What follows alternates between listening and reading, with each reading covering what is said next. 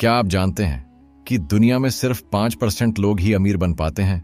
बाकी 95% लोग जिंदगी भर मेहनत करते हैं लेकिन फिर भी कंगाल ही रह जाते हैं। क्यों? क्यों आप सालों से मेहनत कर रहे हैं लेकिन बैंक अकाउंट में कभी उतने पैसे नहीं होते जितने होने चाहिए?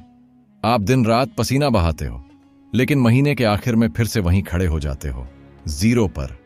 क्यों? क्योंकि पैसे कमाने और पैसे बढ़ाने ये दोनों अलग बातें होती हैं और यही फर्क समझने वाले लोग अमीर बनते हैं। और ये फर्क हमें स्कूल, कॉलेज या नौकरी में नहीं सिखाया जाता। लेकिन हजारों साल पहले बेबीलोन नाम के शहर में कुछ ऐसे नियम बनाए गए थे जो एक साधारण मजदूर को करोड़पति बना सकता है। और हैरानी की बात यह है कि ये नियम आज भी उतने ही असरदार हैं, चाहे आप 9 से 5 की नौकरी करते हो, बिजनेस चलाते हो या फिर जिंदगी की शुरुआत ही क्यों ना कर रहे हो। आज मैं आपको वही रहस्य बताने वाला हूं जो आपकी मेहनत को अमीरी में बदल सकता है। नमस्कार दोस्तों, स्वागत है आपका ज्ञान जंक्शन पर, जहां हर दिन मिलता है ज्ञान, प्रेरणा और जिंदगी बदलने वाले आइडियाज। तो तैयार हो जाइए सीखने, समझने और अमीर बनने के लिए। तो चलिए शुरू करते हैं आज की किताब the richest man in Babylon. अध्याय 1, सोने की चाह रखने वाला आदमी। दोस्तों, आज मैं आपको ले चलूंगा दुनिया के सबसे पुराने लेकिन सबसे अमीर शहर बेबीलोन में। बहुत समय पहले, हजारों साल पहले, मध्य पूर्व के विशाल रेगिस्तान में एक शहर था जिसे लोग दुनिया का मोती कहते थे। उसका नाम था बेबीलोन। रेगिस्तान की तपती रेत और दूर दूर तक फैले सुनसान मैदानों के बीच बेबीलोन एक चमत्कार की तरह खड़ा था। यहां विशाल दीवारें थीं, ऊंची मीनारें और ऐसे महल थे जो सूरज की रोशनी में सोने की तरह चमकते थे। यह कोई साधारण नगर नहीं था, यह था व्यापार, धन और सभ्यता का केंद्र। दुनिया के हर कोने से व्यापारी यहां आते थे, कपास, अनाज, मसाले, कीमती पत्थर और सोना लेकर। यहां के बाजारों में भाषा, संस्कृति और सौदों का ऐसा संगम था जैसा और कहीं नहीं मिलता था। बेबीलोन के लोग बहुत चतुर थे। उन्होंने रेगिस्तान के बीच में नहरें और सिंचाई की नई तकनीक बनाई जिससे खेती संभव हो सकी। वे गणित और लेखा कला में भी माहिर थे। यही वजह थी कि यहां धन का प्रबंधन एक कला बन गया। और सबसे महत्वपूर्ण बात, बेबीलोन के लोग जानते थे कि धन का असली रहस्य सिर्फ सोना जमा करने में नहीं, बल्कि उसे संभालने, बढ़ाने और सही जगह लगाने में है। कहा जाता है कि बेबीलोन में धन से जुड़े इतने ज्ञान थे कि अगर उन्हें ध्यान से सुना जाए तो कोई भी गरीब अमीर बन सकता है। और अब हम आपको ले चलेंगे उसी प्राचीन बेबीलोन में, जहां आप सुनेंगे उन लोगों की कहानियां जिन्होंने अपने समय में धन, किस्मत और सफलता के असली रहस्य खोजे। वहां के लोग सोने को सिर्फ धातु नहीं बल्कि सपनों का प्रतीक मानते थे। और हमारी कहानी शुरू होती है एक ऐसे साधारण आदमी से जिसकी जिंदगी में सबसे बड़ी चाहत थी, सोना। बांसिर नाम का आदमी बेबीलोन की गलियों में अपने छोटे से घर के बाहर बैठा था।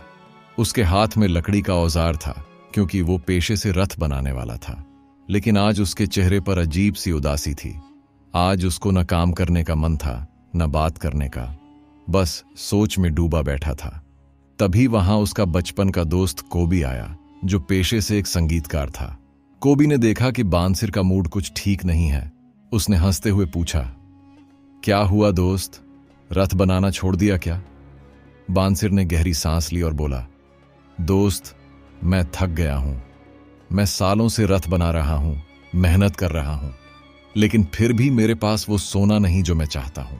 मेरे सपने पूरे नहीं हो रहे और मुझे समझ नहीं आता क्यों। कोबी ने उसकी बात सुनी और सिर हिलाया, क्योंकि कोबी की हालत भी कुछ अलग नहीं थी। वो भी सालों से वीणा बजाकर पैसे कमाता था, लेकिन महीने के अंत में पर्स खाली हो जाता था। दोनों ने सोचा, क्या हम जिंदगी भर ऐसे ही मेहनत करते रहेंगे और सोना सिर्फ दूसरों के पास देखते रहेंगे?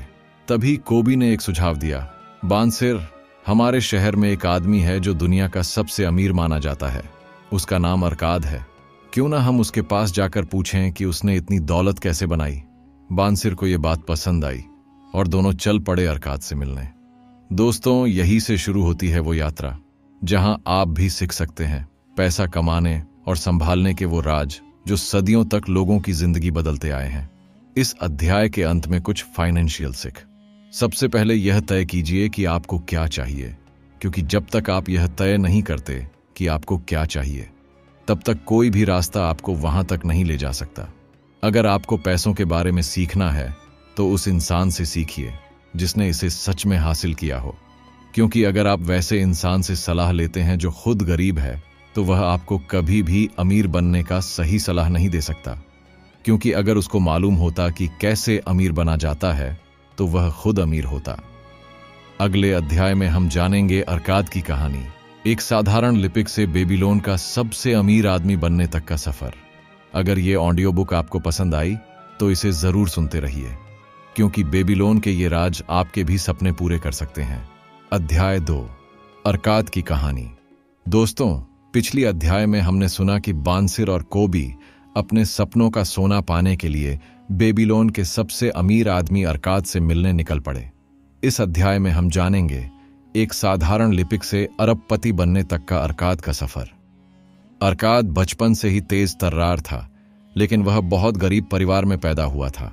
उसका सपना था एक अमीर आदमी बनना, इतना अमीर कि उसके पास हर जरूरत और हर इच्छा पूरी करने के लिए पर्याप्त सोना हो। युवावस्था में उसे बाबिलोन के एक धनी व्यापारी के यहाँ लिपिक यानी लेखक की नौकरी मिली। वह दिन भर वो व्यापारी के खातों में लेन देन लिखता, लेकिन खुद के पर्स में मुश्किल से कुछ सिक्के होते थे। एक दिन उसने सोचा, मैं हमेशा दूसरों का खाता दिन रात भरते रहता हूं, लेकिन मेरा अपना ही खाता खाली है। वह यह सब सोचकर बहुत उदास हो गया। तभी उसकी मुलाकात अलगामीश से हुई, जो शहर का एक नामी धन उधार देने वाला व्यापारी था। अलगामीश ने उसे एक छोटा सा काम दिया और बदले में भुगतान के बजाय एक गुप्त ज्ञान देने का वादा किया। अगले दिन अरकाद ने वह काम पूरी लगन से पूरा किया और अलगामीश के पास पहुंचा और पैसे के बदले वह गुप्त ज्ञान पूछा। अलगामीश ने कहा, अरकाद, अगर तुम अमीर बनना चाहते हो तो सबसे पहले अपनी हर कमाई का कम से कम 10वां हिस्सा अपने पास रखो। इसे खर्च मत करो, इसे बचाओ, क्योंकि अगर तुम हर महीने अपनी कमाई का एक हिस्सा खुद के लिए नहीं रखते तो तुम हमेशा दूसरों के लिए ही काम करते रहोगे। अरकाद ने सोचा कि पूरे कमाई का 10वां हिस्सा बचाने से क्या हो जाएगा। उसे थोड़ा अजीब लगा, लेकिन फिर भी अरकाद ने इस सलाह को गंभीरता से लिया। शुरुआत में मुश्किल हुई क्योंकि खर्चे बहुत थे, लेकिन उसने खुद को अनुशासित किया और हर महीने अपनी कमाई का 10वां हिस्सा बचाने लगा। धीरे धीरे वह बचत करता रहा और कुछ सालों में उसने इतनी बचत कर ली कि वह अब निवेश कर सकता था।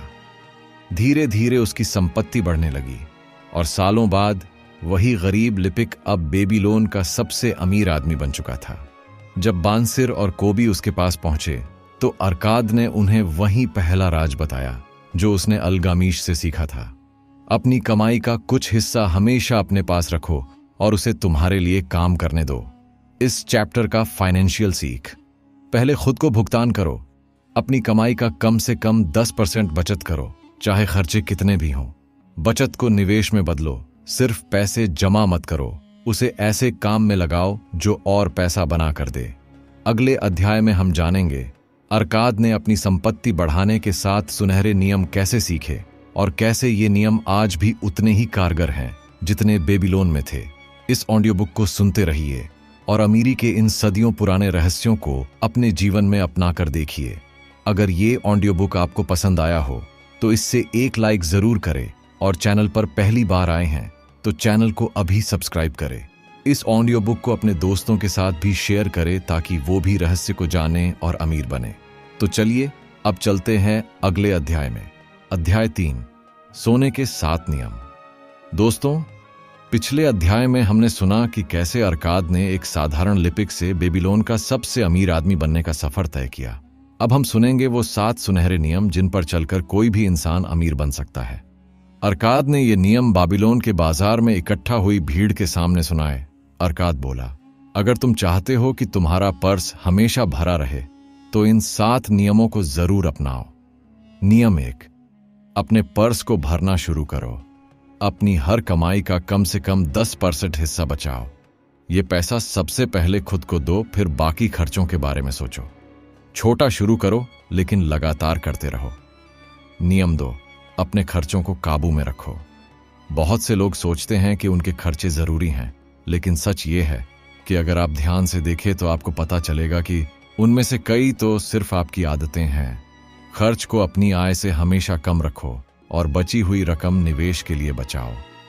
नियम 3, अपनी बचत को बढ़ाओ। जो पैसा सिर्फ पर्स में पड़ा हो वो नहीं बढ़ता, उसे ऐसे काम में लगाओ जो और पैसा बना कर दे, जैसे व्यापार, निवेश या प्रॉपर्टी आदि। नियम 4, अपने सोने को सुरक्षित रखो। कहीं भी निवेश करने से पहले सोचो, क्या यह भरोसेमंद है?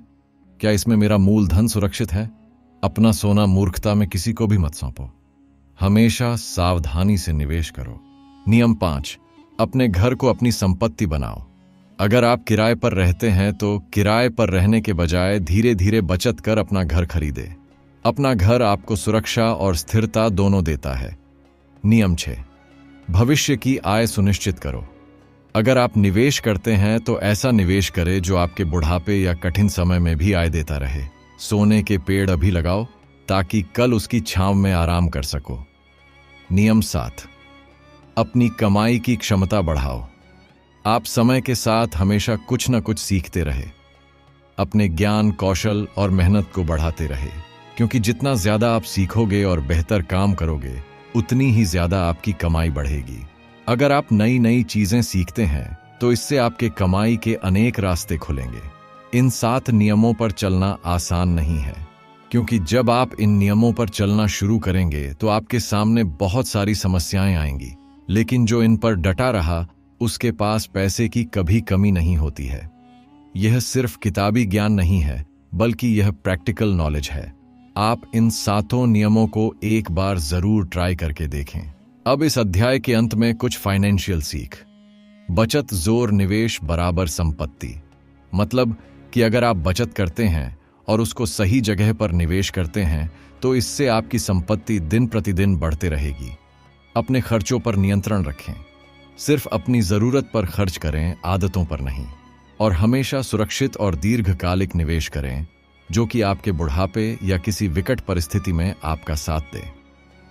अगले अध्याय में हम सुनेंगे बाबिलोन के सोने के उधार देने वाले की कहानी और कैसे सही निवेशक बनकर आप भी अपनी दौलत को बढ़ा सकते हैं। इस ऑडियो बुक को सुनते रहिए और अमीरी के इन सदियों पुराने रहस्यों को अपने जीवन में अपनाइए। अध्याय 4, सोने का उधार देने वाला। दोस्तों, बेबीलोन में सोना कमाना जितना मुश्किल था, उसे सुरक्षित रखना उससे भी ज्यादा कठिन। ये कहानी हमें सिखाएगी कि निवेश से पहले सही सलाह कितनी जरूरी है और गलत सलाह कितनी महंगी पड़ सकती है। अरकाद ने अपनी बचत से एक छोटी सी थैली सोने की इकट्ठी कर ली थी। अब उसने सोचा कि इस सोने को कहीं निवेश किया जाए ताकि ये और बढ़ सके। उसके एक दोस्त ने सुझाव दिया, मेरे चाचा ज्वेलरी का व्यापार करते हैं, वो समुद्र पार जाकर कीमती रत्न खरीदते हैं। अगर तुम चाहो तो अपना सोना उन्हें दे दो और जब वो लौटेंगे तो तुम्हें अच्छा मुनाफा देंगे। अरकाद को यह विचार अच्छा लगा और उसने अपना सोना उसे दे दिया। अरकाद बहुत खुश था कि उसको अच्छा खासा मुनाफा होगा, लेकिन जब व्यापारी लौटा तो उसके पास सिर्फ नकली पत्थर थे जिनकी बाजार में कोई कीमत नहीं थी। अरकाद का सोना डूब चुका था। वह बहुत निराश हो गया। वो अपने आप को कोसने लगा। वह सोच में पड़ गया कि मैंने सोने का निवेश ऐसे आदमी को सौंप दिया जिसे रत्नों के बारे में कोई समझ ही नहीं थी। मुझे पहले इसके बारे में पता लगाना चाहिए था कि जिसे मैं अपना इतने दिनों का बचत सौंप रहा हूं उसे रत्नों का जानकारी है भी या नहीं। अगर मैंने किसी अनुभवी ज्वेलर से सलाह ली होती तो यह नुकसान ना होता। उस दिन से अरकाद ने ठान लिया कि अब से वो अपना सोना सिर्फ ऐसे काम में लगाएगा जिसे वो खुद समझता हो, जिसके बारे में उसे पर्याप्त जानकारी हो, या फिर उसमें जिसमें किसी अनुभवी और भरोसेमंद व्यक्ति की देखरेख हो। और यही कारण था कि आगे चलकर उसके सभी निवेश सुरक्षित और लाभदायक रहे। इस चैप्टर का फाइनेंशियल सीख, निवेश हमेशा सोच समझ कर करे। जिसके बारे में आपको अच्छे से जानकारी हो उसी काम में अपने बचत को लगाए, या फिर हमेशा ऐसे व्यक्ति से सलाह ले जो भरोसेमंद और अनुभवी हो, तभी आप निवेश करें। जिस क्षेत्र में आपको समझ ना हो उसमें पैसा कभी मत लगाओ। तेज मुनाफे के लालच में कभी भी जल्दबाजी न करें, ये आपको भारी नुकसान दे सकता है। अगले अध्याय में हम सुनेंगे बेबीलोन का वह किस्सा जिसमें एक गरीब ऊंट चालक ने अमीरी की राह पाई और कैसे सही आदतें किसी की किस्मत बदल देती हैं। ऑडियो बुक को सुनते रहिए और बेबीलोन के इन अमूल्य सोने जैसे नियमों को अपनी जिंदगी में अपनाइए। अध्याय 5, ऊंट चालक की अमीरी की राह। दोस्तों, बेबीलोन की भीड़भाड़ वाली गलियों में एक साधारण ऊंट चालक था। नाम था दबासिर। वह बहुत गरीब था, कर्ज में भी डूबा हुआ था और उसकी जिंदगी में कोई उम्मीद नहीं बाकी थी। लेकिन एक दिन वे ये सबसे तंग आकर अपने आप से एक वादा किया कि वो अब ऐसी हालात में नहीं रहेगा। अब बहुत हो गया, वह अपनी स्थिति को बदल कर रहेगा। दबासिर की कहानी कुछ साल पहले शुरू होती है, जब वो बाबिलोन में एक रईस व्यापारी के घर काम करता था। लेकिन आलस और गलत आदतों ने उसका जीवन बर्बाद कर दिया। वो कर्ज में डूब गया था, दोस्तों से उधार लिया और चुका ना पाया। आखिरकार शर्म के मारे उसने शहर छोड़ दिया और रेगिस्तान में भाग गया। वहां उसने एक काफिला ज्वाइन किया, लेकिन किस्मत ने एक और वार किया। काफिले पर डाकुओं ने हमला किया और उसे पकड़ लिया। दबासिर को एक दूर के देश में गुलाम की तरह बेच दिया गया। अब वह पूरी तरह हार चुका था। अब उससे कोई उम्मीद नहीं थी। उसने अपनी स्थिति को स्वीकार कर लिया था। लेकिन एक दिन उसकी मुलाकात एक महिला मालिक से हुई, जिसने उससे पूछा, क्या तुम्हारे अंदर आजाद आदमी बनने की हिम्मत है? यह सुनकर मानो इसके अंदर एक नई जान आ गई हो। आगे वो महिला कहती है, अगर हां, तो अपने हालात को दोष देना बंद करो और अपने जीवन की जिम्मेदारी खुद लो। ये शब्द दबासिर के दिल में उतर गए। उसने सोचा, मैंने अपने बुरे हालात खुद बनाए हैं तो इन्हें बदलना भी मुझे ही होगा। वह सबसे पहले गुलामी से आजाद होने की योजना बनाने लगा। कुछ समय बाद दबासिर मौका पाकर वहां से भाग निकला और लंबा सफर तय करके फिर से बेबीलोन लौट आया। वापस आते ही उसने सबसे पहले एक योजना बनाई कि वो पहले अपने सभी कर्ज चुकाएगा और साथ ही साथ अपनी आय भी बढ़ाएगा। उसने अपनी पूरी कमाई का 3 हिस्सा लगाया। पहला हिस्सा जीवन यापन के लिए, दूसरा हिस्सा कर्ज चुकाने के लिए और तीसरा हिस्सा को जमा करेगा। हर महीने वह अपने कर्जदारों को तय रकम देता और धीरे धीरे उसका बोझ कम होता गया और साथ ही साथ उसकी बचत भी बढ़ती गई। कुछ सालों बाद दबासिर ने न सिर्फ अपना सारा कर्ज चुका दिया, बल्कि अच्छी खासी संपत्ति भी बना ली। वो बेबीलोन में सम्मानित ऊंट व्यापारी बन गया और लोग उससे प्रेरणा लेने लगे।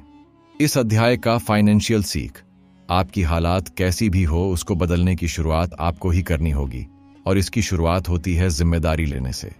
कर्ज चुकाने की स्पष्ट योजना बनाओ और उस पर डटे रहो। कमाई को हिस्सों में बांटकर खर्च, बचत और कर्ज निपटान करो। दोस्तों, बेबीलोन की इन कहानियों में हमने अब तक देखा कि कैसे एक साधारण इंसान सोना कमाने और उसे बचाने की कला सीखता है। इन 5 अध्यायों ने हमें सिखाया कि अमीरी का रास्ता कोई जादू नहीं, बल्कि रोज की छोटी छोटी आदतों से बनता है। लेकिन असली खेल तो अभी बाकी है। आने वाले अध्यायों में हम उन राजों तक पहुंचेंगे जो न सिर्फ सोना दिलाते हैं, बल्कि उसे हमेशा के लिए अपने पास बनाए रखते हैं। तैयार हो जाइए, क्योंकि बेबीलोन की गलियों से निकलकर हम भाग्य की देवी, सोने के रहस्यमयी टैबलेट्स और अमीरी की आखिरी चाबी की तलाश में निकलेंगे।